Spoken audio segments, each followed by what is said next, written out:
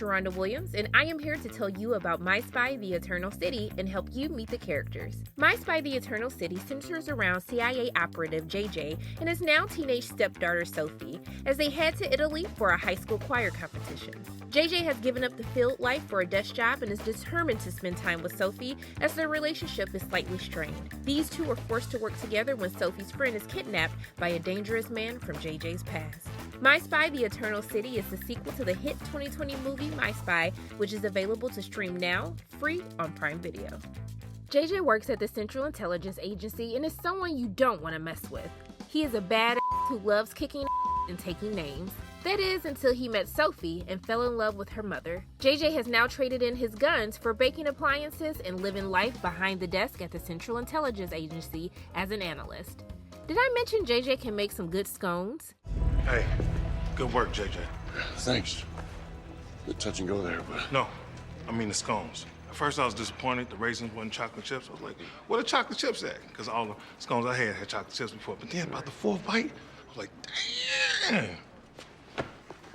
JJ is desperate to repair a strained relationship with Sophie as her interests have changed as she's gotten older. JJ decides to chaperone Sophie's school trip to Italy to help fix their relationship. But as the trip progresses, JJ's past puts Sophie and her friends in danger. In order to move forward in life, JJ must now face his past head-on. Sophie is not the same 9-year-old girl we met in the first My Spy movie. She is now a teenager and has grown up, which means her priorities have changed, even her desire to become a spy like JJ. Things are now strained in her relationship with her now stepdad JJ, as she feels he doesn't understand her wants or interests anymore. Sophie is now in high school and even has a crush on a guy named Ryan, who is a part of the school choir with her. When her choir travels to Italy for a competition, Sophie is determined to get closer to Ryan. That is until she is forced to put her spy training to the test when someone close to her goes missing. Bobby works as an analyst with JJ at the Central Intelligence Agency. She once admired JJ and even signed on to be his analyst until he decided to trade in danger for a desk. Bobby doesn't understand why JJ has chosen a life behind the desk instead of action in the field. So when trouble arises for him during a school trip with Sophie to Italy, Bobby can finally experience action in the field with JJ once again.